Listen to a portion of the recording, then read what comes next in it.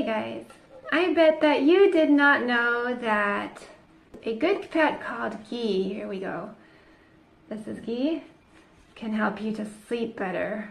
I've been sleeping better. I can sleep in the mornings now, and I never used to be able to do that. I've been eating ghee for like 5 weeks now. I'm so excited! I feel better during the day too, like if I sleep poorly, it helps me to just feel better, feel like I have more energy and I'm able to do things. Ghee is, it's better than butter.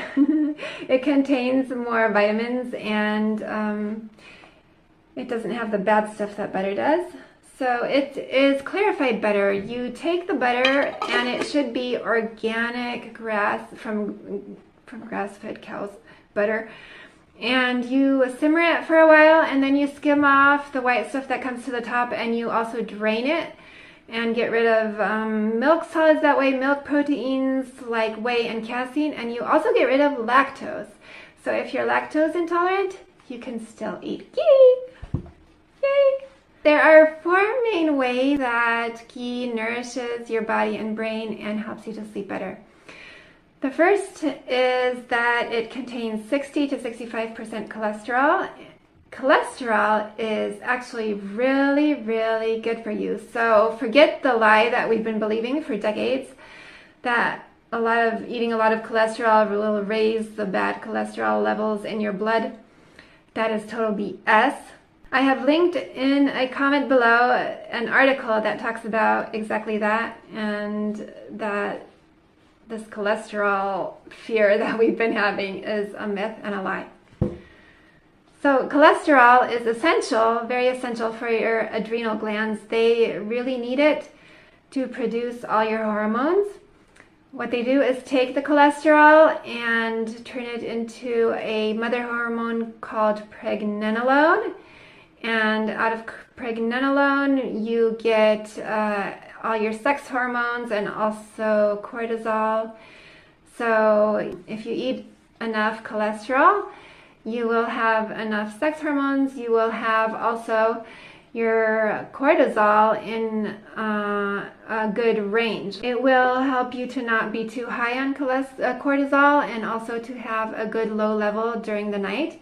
And a good idea is to, if you eat your dinner early, which is recommended by almost all the health people who know something about health.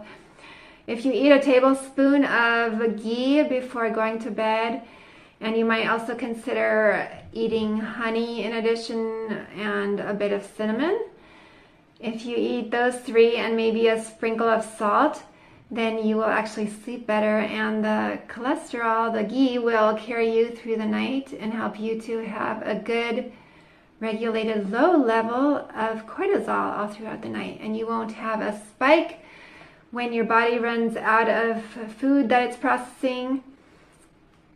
So that's one way to really strategically have ghee in your diet. Let's talk about diet. Like, I think that it's okay to eat at least 3 tablespoons a day of ghee. You can have 1 tablespoon per meal, and I like having at least a tablespoon per meal. And you can mix it with butter. Butter actually tastes better, but if you mix it with ghee, it tastes quite fine on your bread. And you can put pure ghee in your mashed potatoes. That tastes awesome, in my opinion, if you take enough of it. And I really think that you don't need to be afraid of taking too much. Like, if you have serious problems, liver problems, then you should talk with your doctor before you eat a lot, start eating a lot. But otherwise, there really is not that much danger if it's organic and from grass-fed cows. Of course, I'm not a medical doctor, and I'm not making medical claims and giving medical advice. Cholesterol, you also need it to have a good level of progesterone, which is linked to better sleep, because researchers have found that people who are low on progesterone, they have more anxiety and depression and insomnia.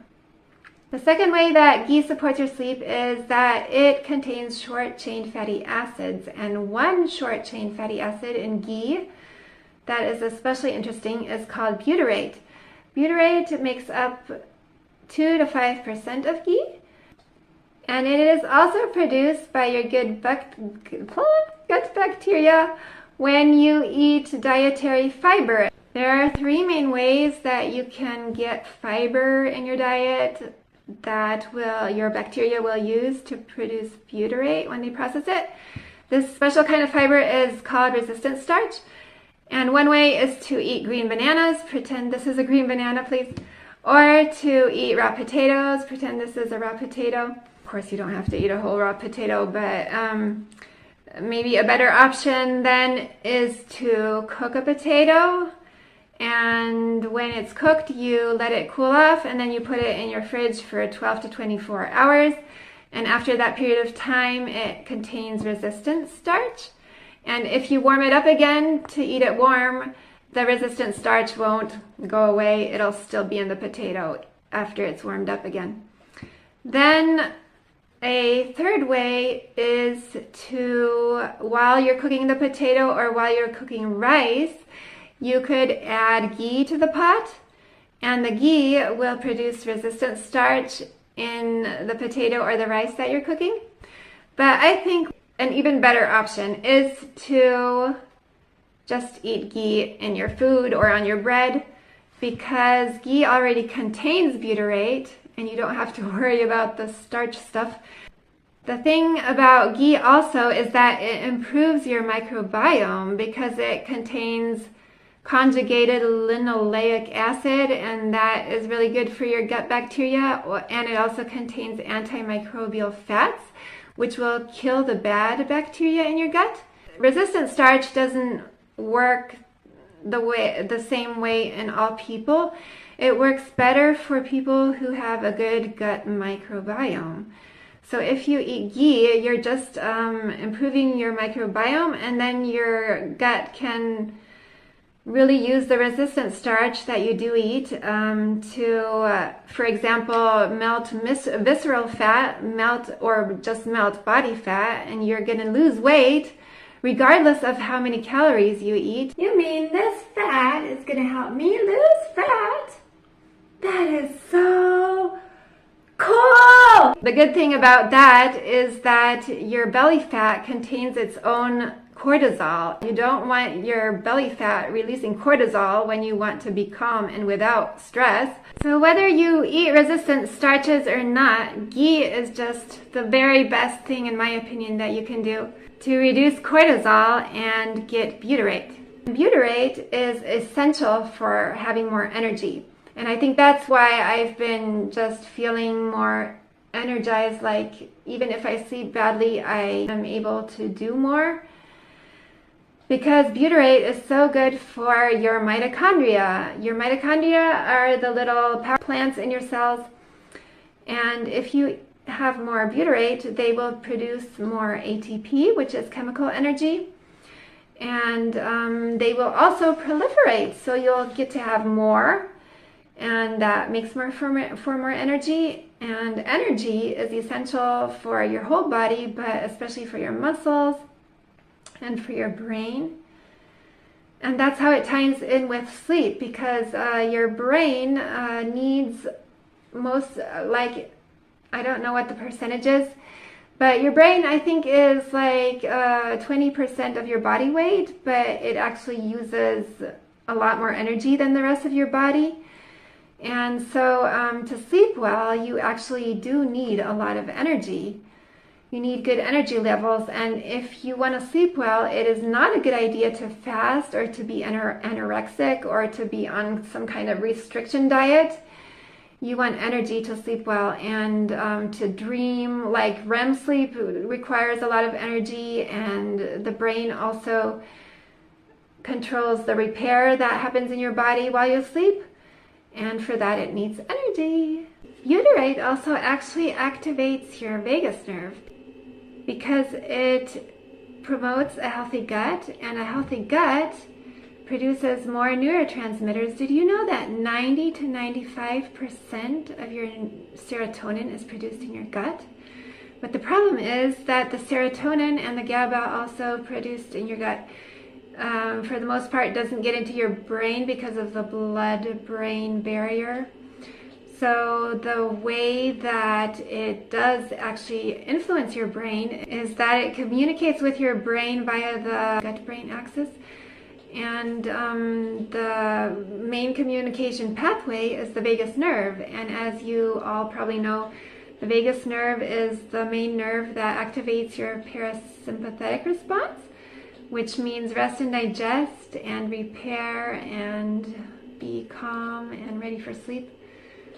So by activating this gut-brain axis and activating the vagus nerve, that's how butyrate supports your sleep also.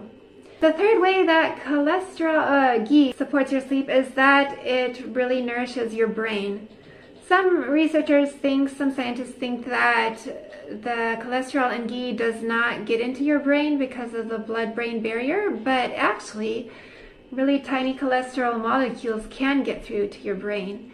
And studies have found that people who have restricted cholesterol, like people on statins, that they are much more prone to have brain problems and brain diseases like MS and Alzheimer's and autistic behaviors. I tend to have autistic tendencies, but so I'm hoping that ghee is really helping me with that. And so the cholesterol does actually, in your body, and the cholesterol that you eat does actually influence your brain. And your brain, its composition is 60% cholesterol. So if you want a healthy brain, I mean, it's more important if you're growing and a child, but even as an adult, you really need cholesterol, a lot of cholesterol, to have a really good functioning, good firing and healthy brain, which is so important also for your sleep.